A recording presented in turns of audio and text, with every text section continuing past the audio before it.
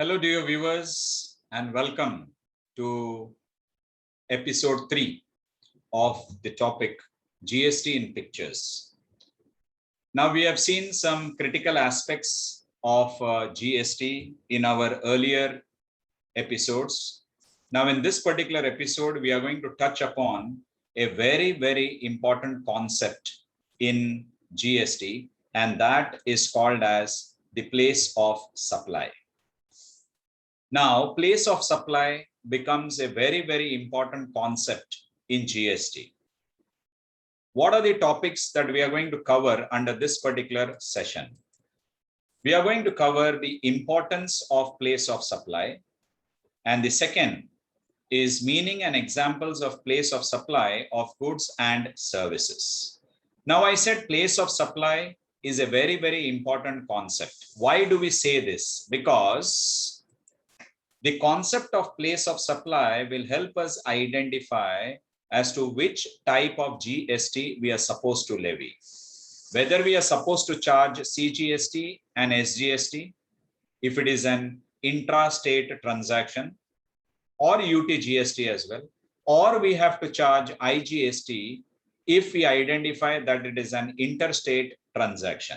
Now, it's very, very important that we know the place of supply correctly, because the GST is a destination-based consumption tax, where we have the recipient, in which place the supply or the goods are consumed, that is usually regarded as a place of supply.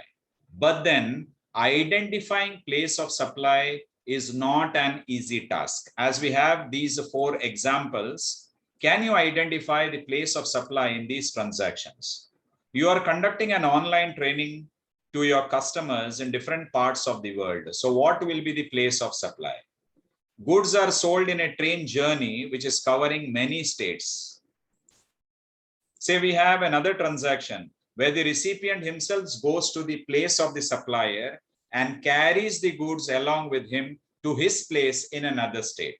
So whether IGST would be applicable, treating it as an interstate, or whether it will be an intrastate transaction and where CGST or SGST will become applicable. And also we have another very interesting transaction. X, who is based in, say, state 1, places an order for supply of goods with Mr. Y, who is in the second state, and instructs to deliver the goods to Mr. Z, who is in an altogether different state. So X is in one state, Y is in another state, and Z is in the third state. So which will be the place of supply? So likewise, though it is very easy to say, the place of the recipient of service is the place of supply, but very, very important, there are slight complications, and also GST Act has clearly specified what is to be treated as the place of supply if it is clearly mentioned through certain criteria. If it is not mentioned, finally, the best sense would prevail. That is the rule that we need to apply. So we will look at the concept of place of supply in case of goods. Now, there are 6 criteria that we are going to deal with. Supply is involving movement of goods. So definitely the place of supply would be where the movement of goods terminates. So simple example that if I can take over here is, say Akash from Mangalore is supplying goods to Anand of Mysore. So goods are moving from Mangalore to Mysore, and the movement of goods terminates at Mysore. Since Mysore is in the state of Karnataka, Karnataka will become, or Mysore, Karnataka will become the place of supply. Second related example that I can give you, say Akash of Mysore is supplying goods, let's say, to Bharat, who is based in Hyderabad. So goods are going to move from Mysore to Hyderabad, and the movement of goods terminates in Hyderabad. So Hyderabad, Telangana state would be the place of supply. So where there is movement of goods, supply involves movement of goods. Where the movement of goods terminates, that would be the place of supply. Then second example, a second situation that we can take is goods are delivered on the direction of the third person. That is including transit sale by transfer of documents and goods sent to job worker. So what is the rule as far as such transactions are concerned. Principal place of business of such third person. So we will discuss in the next slide. We will take an example pertaining to this, and we will try to understand this particular example. We just saw X from one state is ordering goods from Mr. Y based in another state and instructing Mr. Y to deliver goods to Mr. Z. Because X had ordered, Y had delivered the goods to Z. So which is the place of supply? Though Z receives the goods, the third person is the person who ordered the goods. So X's state will become the place of supply. We will understand that with the help of an example in the next slide. So principal place of business of such third person will be taken as the place of supply. Third situation, supply does not involve movement of goods. There is no movement of goods at all. So location of goods at the time of delivery. So when you're delivering the goods to the recipient, that will be considered as the place of supply. So if there is no movement of goods, location of goods at the time of delivery. Let's say I am from Mangalore. I go to Coimbatore in Tamil Nadu and I purchase a pump set. I physically go to Coimbatore and purchase a pump set. Now the supplier of goods and the recipient of goods are face to face, and I am purchasing the goods in Coimbatore. There is no movement of goods at all, and once the purchase is done along with the tax invoice, I am carrying such goods to Mangalore in Karnataka. So since there was no movement of goods, transaction happened in Coimbatore itself, that can be taken as an intra-state transaction, and CGST and SGST will become applicable. We will take an example relating to that. So where the supply does not involve movement of goods, location of goods at the time of delivery. In the example that I gave just now, Coimbatore is the location of the goods at the time of delivery. So once it is delivered to the recipient, thereafter the recipient is carrying it to another state. That does not count in the identification of the place of supply. Now, if goods are assembled or installed at a site, let's imagine I get a supply of goods, say from Hyderabad. So goods are moving from Hyderabad to Mangalore. Let's say machinery is moving from Hyderabad to Mangalore. And later on, the experts or the people who are going to render their services for installing that machine in my factory in Mangalore, they are going to render service. So location will be the place of installation or assembly of that machine. So let's understand, goods are delivered to Mangalore. Not only just that, installation services are also made available in Mangalore itself. So this is the place of installation or assembly. So that's how we identify the place of supply in case the goods are assembled or installed at a site. Next, we will talk about goods supplied on board a conveyance, including a vessel, train, aircraft, or a motor vehicle. Suppose, let's talk about a cruise ship, a cruise liner. Suppose it is moving, let's say, from Chennai to, say, Goa. Chennai to Goa. Whatever are the items that are loaded at Chennai port, we may have people on the cruise liner who are going to become recipients, who are going to take an inward supply. They may purchase any item on board the ship, on board the train. But since the goods were loaded on the vessel, that is on the ship, on the cruise liner in Chennai, the place of supply would be the location where such goods are taken on board.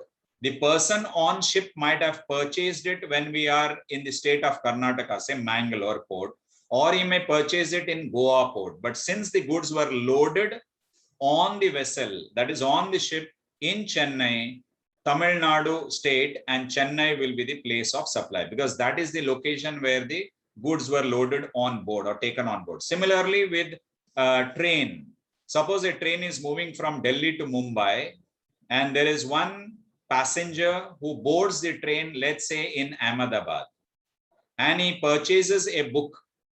He purchases a book while on the train. Since all these items or supply items were loaded in Delhi, the place of supply will be Delhi, though this particular customer or recipient has purchased that particular book or any item in the train in any state, it does not matter at all. So where the items were loaded on the train, that will be taken as the place of supply. So also if you are taking a long distance flight, say from Chennai to Delhi, so flight is moving from Chennai to Delhi, and if the passenger is buying some snacks, tea, coffee on board the aircraft, the place of supply will be Chennai, Tamil Nadu, because all the materials were loaded in Chennai and the flight is now moving to Delhi. So that would be the place of supply. So this is one more criteria that we have to identify the place of supply as given in GST. Then goods imported into India. As far as imported into India, definitely we will have the importer's location. See, importer is the recipient, and through reverse charge mechanism basis, the importer is liable to pay IGST, because interstate transaction and import transactions are liable to IGST. Those are taken on par and IGST becomes applicable. So through reverse charge mechanism, the importer will have to pay IGST to the central government. So importer's location will be taken as the place of supply. And finally, we have goods exported from India. If say I am supplying goods from Mangalore to an importer in London, so from my point of view, it is an exports. It is an export. So definitely the place of supply will be the location outside India where the buyer is based. So London would become the place of supply. So presently, as we understand, export of goods is zero rated as far as GST is concerned for the time being. So these are the various criteria that we have as far as places of supply of goods is concerned. How do you identify? So movement of goods, where the movement of good terminates. Goods are delivered in the direction of the third person, principal place of business of such third person. Does not involve the movement of goods, location at the time of delivery. Goods assembled, place of installation. Then goods supplied on board conveyance, including a vessel, train, aircraft, or motor vehicle, where the goods were loaded or taken on board. Then goods imported India, importer's location. Goods exported from India, that will be location outside India. Let's take a few examples or application of what idea that we have got so far from this particular slide. Let's take examples. Say X of Mysore supplies goods to Y of Mumbai. So there is movement of goods from Mysore to Mumbai. So definitely the place of supply will be Mumbai, Maharashtra, because goods are moving from Mysore and it terminates in Mumbai. The journey or the movement of goods comes to an end at Mumbai. Maharashtra will become the place of supply. Let's look at a beautiful example. A of Mangaluru places an order with B. B is based in another state. Let's understand that. So A of Mangalore places an order with Mr. B of Cochin. B of Cochin is receiving an order from A. Cochin is in Kerala. Mangalore is in Karnataka. So B is receiving an order from Mr. A of Karnataka, and he receives an instruction that he has to deliver the goods to A's customer, that is C, who is based in Chennai, that is Tamil Nadu. So B is going to follow the order as given by the third party A, because transaction here is between B and C. So as per the instructions of A, B is going to supply or deliver goods to Mr. C in Chennai. So C of Chennai received goods from B on the instructions of A. So question is, which will be the place of supply? We have the place of supply A, Karnataka, that is Mangalore, or B, Cochin, Kerala, or C, Chennai, Tamil Nadu. So which will be the place of supply is a very important concept. Now, if I go back to the place of supply situation that we took, the location of the third person, the principal place of business of the third person will be taken as the place of supply. Now, in this particular transaction, the actual transaction happens between B and C. So the third person is Mr. A. So the place of supply will be the principal place of business of that third person. Now, why do we call him as third person? Because movement of goods is from B to C. It is called buy from, ship to.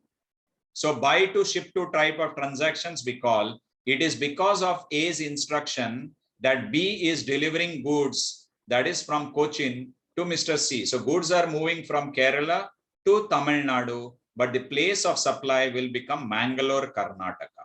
Because the goods are moving from Kerala to Tamil Nadu on the instructions of the third person, that is Mr. A. So A's person, Mangaluru, Karnataka, will become the place of supply. Understand this? This is called as buy to ship to kind of transactions. Then X of Hyderabad imports goods from London. So definitely X of Hyderabad is importing goods from London. So definitely it will be Hyderabad, the place of location. So place of supply is Hyderabad, Telangana, because importer's location. We are buying goods from foreign country. So definitely through reverse charge mechanism, X is going to pay IGST to the central government. So these are a few examples of place of supply of goods. Let's move to the next concept, and that is place of supply of services, a very important concept. Now, as far as services are concerned, there is no physical movement of goods. Rather, the service provider is going to move. Service provider is going to render service. So that's why to identify whether it is an intrastate supply of services or whether it is an interstate supply of services, we have to understand on the basis of two very, very important criteria. The first criteria is location of the service provider, and the second is location of the recipient of service. So it is very important to identify, because if the service provider is based in one state and if the recipient of service is in another state, then interstate supply of services, IGST, will become applicable. But if the service provider and the recipient are both from the same state, then we say CGST and SGST will become applicable, or UTGST will become applicable. So the idea of finding out the location of the service provider and the location of the recipient services to find whether it's an intrastate supply or an interstate supply, as to what kind of GST should be collected, whether IGST should be collected or a mix of CGST and SGST should be collected. Let's understand the concept of location of the service provider, which is covered under section 2, subsection 15. Now, service provider is supplying the goods from the registered place. He has a registered place and is supplying goods from that. So location of such place of business. Let's understand the concept very clearly, because location of service provider and location of the recipient of service, you will find more or less common criteria to understand. So if he is supplying goods from a registered place, location of such place of business will be taken as the location of the service provider. Then suppose if the service provider is supplying from a place other than a registered place, then we say location of such fixed establishment. What do you mean by fixed establishment? This is I would say, one of the most technical concept that we have in GST. So clear understanding of fixed establishment is a must, which we will cover in the next slide. So if he's supplying from a place other than registered place, then location of such fixed establishment, that would be the location of the service provider. Now, suppose if he's supplying from multiple locations, there is no one place, but multiple locations. So in that case, location most directly concerned with the provision of supply. Location which is directly concerned with the supply or providing of services, provision of that supply, provision of services, you can say, most directly concerned. And one more criteria is, if there is absence of anything, is whether he has supplied from registered place or other than a registered place or multiple location is not very clear. In the absence of such places, then we normally take the place of residence of the service provider, that is location of the residence of the supplier. This is about location of the service provider, just to identify which state or union territory the service provider is based at. From if he's supplying from registered place, location of such place of business. Other than a registered place, location of such fixed establishment. If he's supplying from multiple location which is directly concerned with the provisions or service provided. And if nothing, absence of any such place, location of the residence of the supplier will be taken as the location of the service provider. Location of the recipient of service. Let's understand this concept very clearly. I said more or less it's common. Supply received at a registered place. Earlier, this was, supply given or supply made available from a registered. This is supply received at a registered place. So location of such place of business. Supply received at a place other than registered place. Then we say location of such fixed establishment where services are received. Suppose supply is received at multiple locations. Again, the most, directly concerned with the receipt of supply, where exactly you have received the supply of services. Then finally, absence of such places, this will be the location of the recipient of service, the residence of the recipient. So more or less, this is common in comparison to location of the service provider. Location of the service provider, you can have a look at this particular slide. So you can say location of such place of business, location of such fixed establishment, location most directly concerned with the provision of supply, location of the residence of the supplier. So you'll find more or less the same thing. Location of the place of business, location of such fixed establishment, most directly concerned with the receipt of supply or the residence of the recipient of service. In this example, there it is location of the residence of the supplier. That is in case of identifying location as far as service provider is concerned. Now, let's understand this concept of fixed establishment. We had it here, location of such fixed establishment. Now, this is a slightly, as I mentioned, technical concept. A clear understanding is a must. And how you can easily understand that? It is covered under Section 2, Subsection 7 of IGST Act. What is fixed establishment? Items which I have marked in bold are critical words to understand fixed establishment. I will give you an example. Let's say I am a registered service provider in Delhi. I am a registered service provider in Delhi.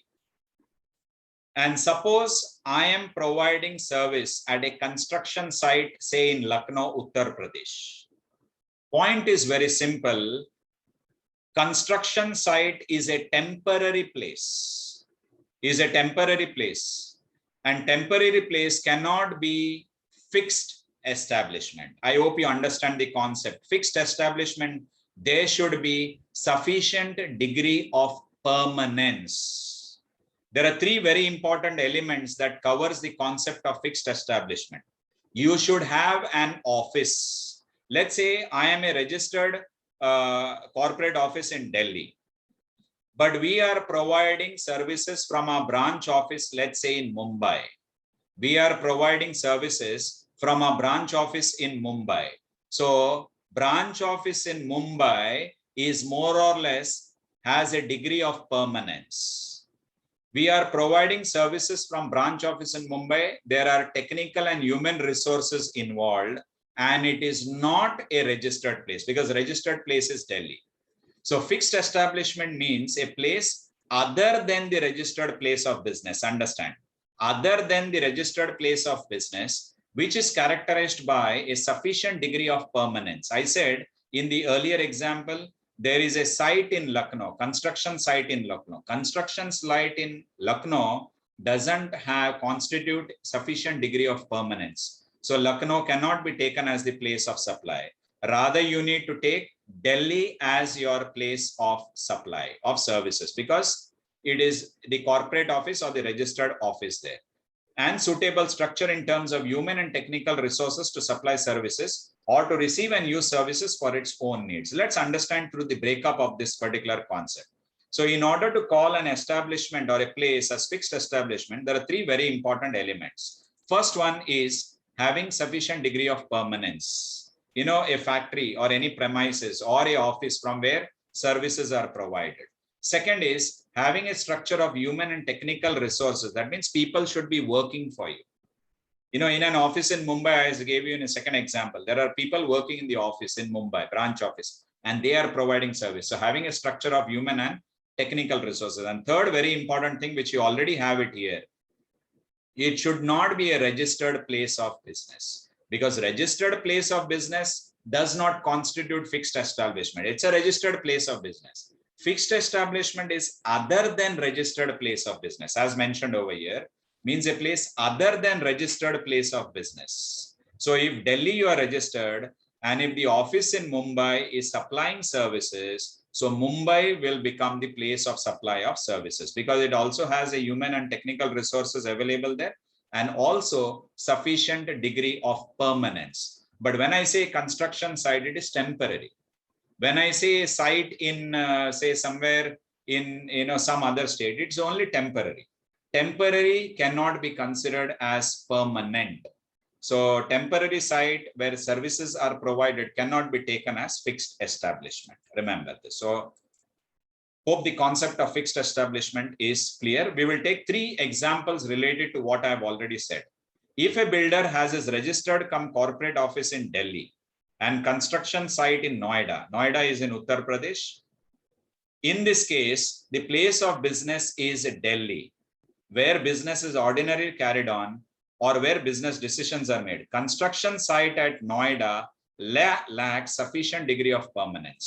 So if you're working at a construction site in Noida, there is no question of permanence. It is only a temporary place, you can say, because once this construction work is done, they move out. So something which is permanent is missing. So the place of supply, place of business would rather be Delhi. Second, very interesting concept. Factory located in Jaipur. There is a factory located in Jaipur and registered cum corporate office is in Ahmedabad in Gujarat. So in this case, place of business is Jaipur. Why? Because this is where the business is ordinarily carried on and the factory concept satisfies the condition of sufficient degree of permanence. So factory is something which is permanent. Remember this. So it is permanent. So factory will constitute, Jaipur will be taken as the place of supply.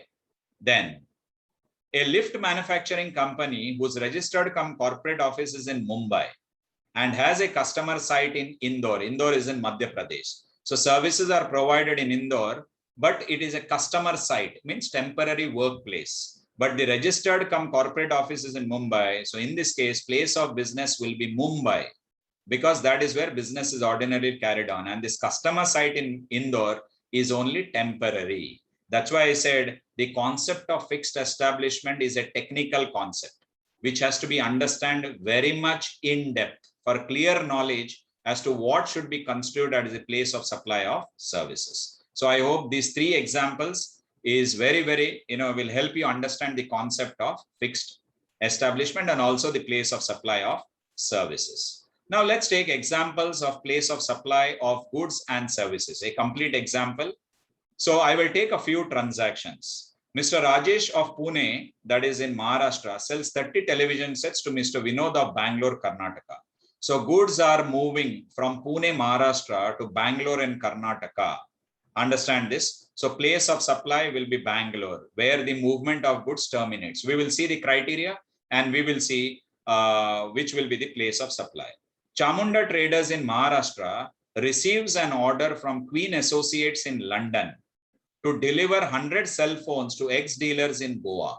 So though Chamunda Traders Maharashtra is delivering goods to ex-dealers in Goa, but this delivery is happening on the basis of an order from an importer based at London. So this will be treated as import and place of supply will be London, though goods are delivered to Queen Associates dealers in Goa. Remember this. So place of supply will be London. We will see that in the example.